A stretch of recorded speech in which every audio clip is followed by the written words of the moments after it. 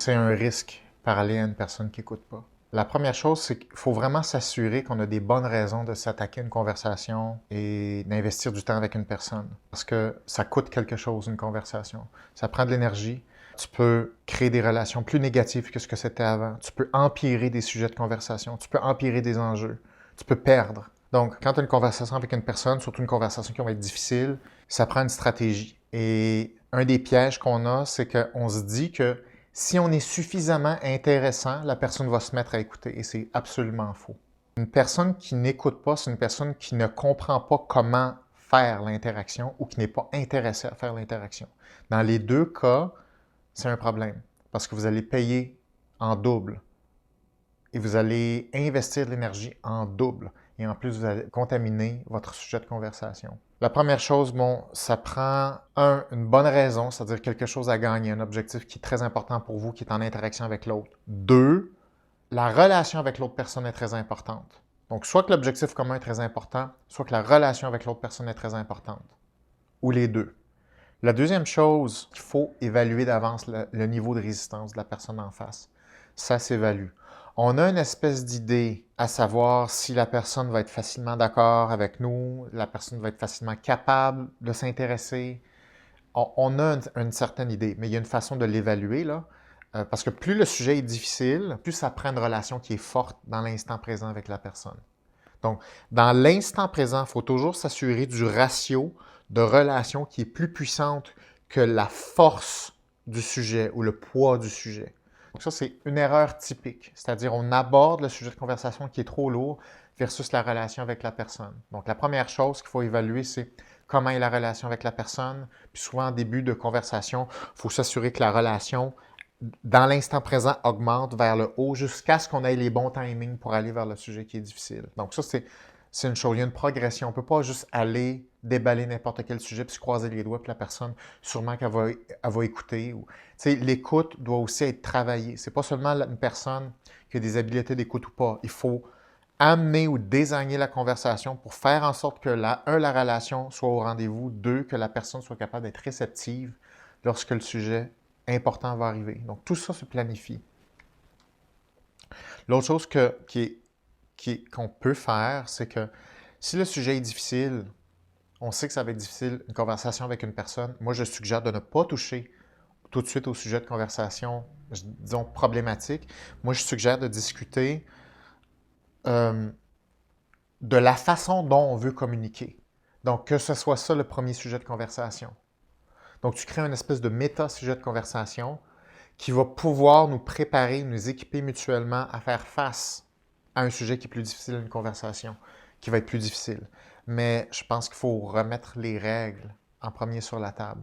Si les règles ne sont pas claires, le cerveau humain, il part dans toutes les directions, il pense à d'autres choses, il se sent attaqué, il y a un contre-argument, il va dire oui, mais le cerveau, ça va un petit peu partout. Donc, il faut vraiment aligner notre cerveau ensemble pour que ça tienne la route toute la conversation. Puis c'est pas évident.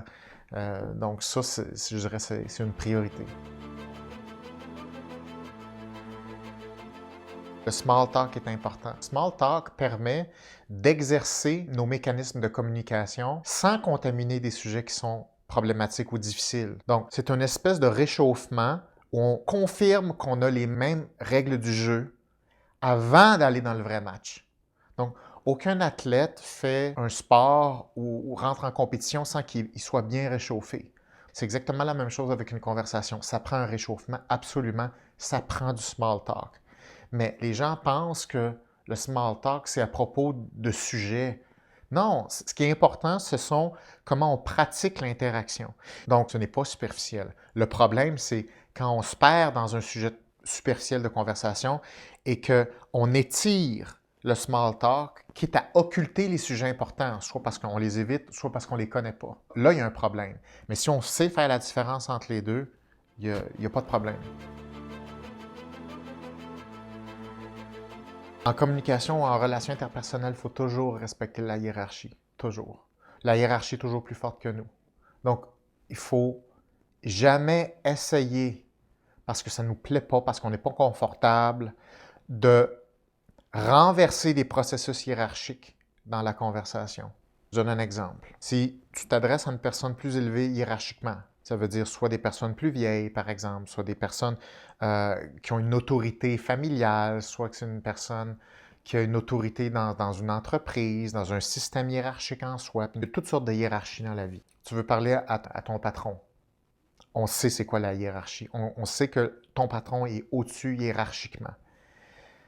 Si tu veux parler à ton patron et tu essaies, consciemment ou pas, de prendre contrôle sur lui et de déjouer la hiérarchie, c'est sûr à 100% que le patron va utiliser le marteau hiérarchique pour te remettre à ta place. La hiérarchie est toujours plus forte que l'interaction dans l'instant présent ou les autres processus émotionnels ou relationnels. Il va toujours être un marteau que la hiérarchie peut utiliser pour te remettre à ta place pour conserver la hiérarchie. Donc, la hiérarchie s'auto-protège naturellement.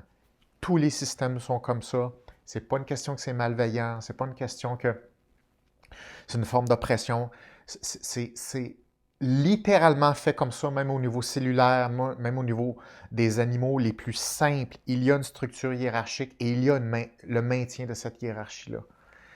Donc, il faut la respecter. Ça, c'est très important stratégiquement en communication. Une des choses qu'il faut faire, c'est qu'en premier, il faut renforcer la hiérarchie. En premier, dans l'interaction, il faut réétablir les bases où on est hiérarchiquement. Il faut le sentir tous les deux.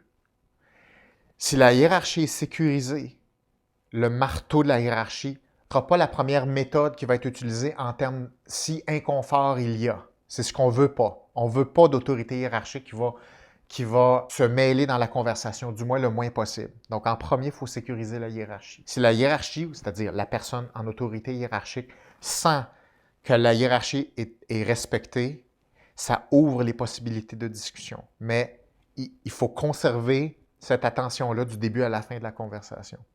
Si à un moment donné, par inconscience, par inadvertance, par maladresse, on essaie de renverser le jeu de pouvoir, contourner la hiérarchie, il va y avoir une dureté et il va y avoir la réaffirmation du pouvoir hiérarchique. Et ça, ce que ça fait, c'est que ça a tendance à refermer la relation, ça a tendance à fermer la conversation, la vulnérabilité revient très basse, donc ça a tendance à éteindre la conversation. Donc, c'est difficile d'aller communiquer vers le haut. Donc, évidemment, c'est pas que c'est impossible, il faut, mais il y a des lignes à respecter dans ça. Premièrement, si on est supérieur hiérarchiquement, il faut prendre pour acquis que c'est parce qu'on mérite cette place-là, mais aussi ça vient avec une responsabilité. Ça veut dire, ça vient d'une responsabilité de prendre soin des gens qui sont en dessous hiérarchiquement. Donc, ça vient avec ça.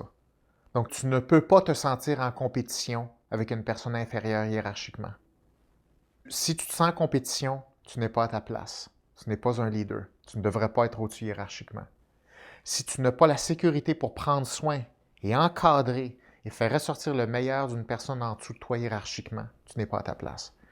Parce que les gens en dessous de toi hiérarchiquement vont le sentir. Et en plus, tu vas être agressif.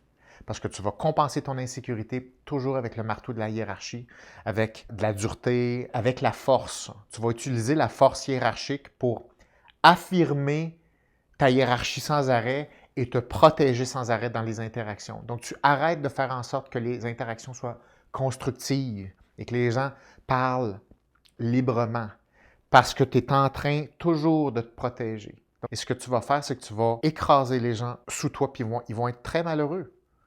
Ils ne pourront pas te parler. Ils ne vont pas te parler à toi, ils vont aller parler à d'autres personnes égales hiérarchiquement ou en dessous, ce qui fait en sorte que tu vas avoir des systèmes de collusion et de rébellion, des sous-systèmes qui vont faire en sorte que tu vas être en constante opposition avec ton équipe, par exemple, ou les gens dont tu as la charge. Donc, c'est dangereux, ça. Donc, souvent, dans un système hiérarchique, mettons, on va dire, ah, telle équipe est dysfonctionnelle, telle équipe ne fonctionne pas, il y a beaucoup de conflits d'équipe. C'est souvent une question de mauvais leadership. C'est souvent une question que là où la leader est insécure, là où la leader fait en sorte que les discussions ne peuvent pas avoir lieu avec elle. Et si tu ne peux pas t'opposer directement à ton système hiérarchique, parce que tu ne peux pas gagner cette bataille-là un à un, il faut que tu crées des associations. Okay? C'est ce qu'on appelle les fameuses rébellions, les fameuses mutineries. Donc, c'est le processus que tu ne veux pas. Donc, pour revenir à ta question, une personne qui est en haut hiérarchiquement doit avoir en tête qu'il doit soutenir et aider une personne à avancer comme équipe dans un objectif commun et soutenir le développement individuel des gens qui sont dans cette équipe-là. C'est ce qui doit guider la pensée ou les interactions d'une personne qui est au-dessus hiérarchiquement. Si tu es capable de le faire, tu peux être dur comme leader, mais tu dois être juste par rapport à ces mécanismes-là et les gens vont le sentir. Donc, c'est la meilleure recommandation.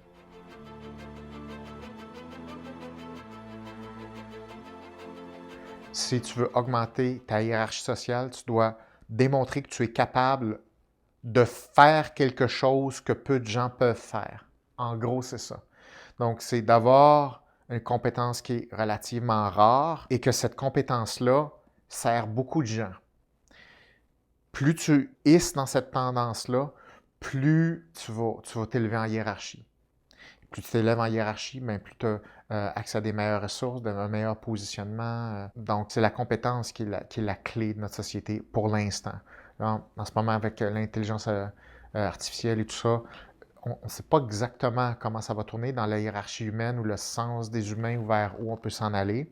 Mais jusqu'à présent, dans l'histoire, c'est le mécanisme, je dirais, dans l'histoire, pas toujours, là, dans la société moderne, c'est pas la force qui te permet de gravir les échelons hiérarchiques. C'est ni la force, ni l'oppression, c'est la compétence. Principalement. Je ne dis pas qu'il n'y a pas d'autres forces qui corrompent l'accès aux ressources hiérarchiques, il y a toujours de la corruption, mais c'est essentiellement de la compétence.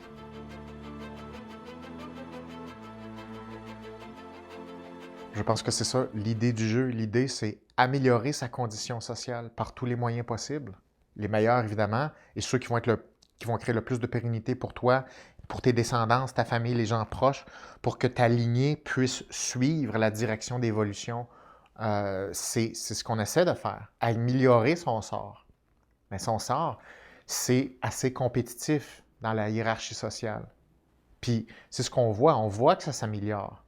On voit que même si tu es en bas de la pyramide, les conditions de vie augmentent. Les conditions de vie augmentent aussi en haut de la pyramide. Puis oui, il y a un écart qui grandit, mais tout le monde est gagnant pour l'instant.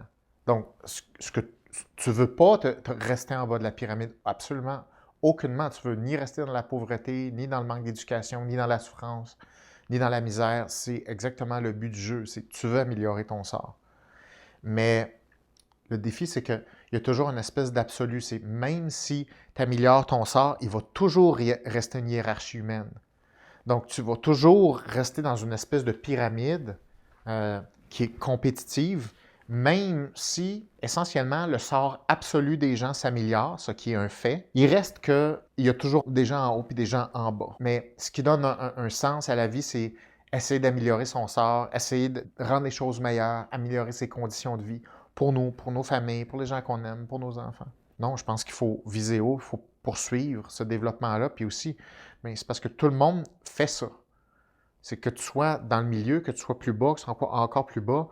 Essentiellement, ce qu'on veut, c'est par des moyens qui sont constructifs, essayer de viser quelque chose qui te permet de te développer puis qui te permet d'avoir des meilleures conditions de vie.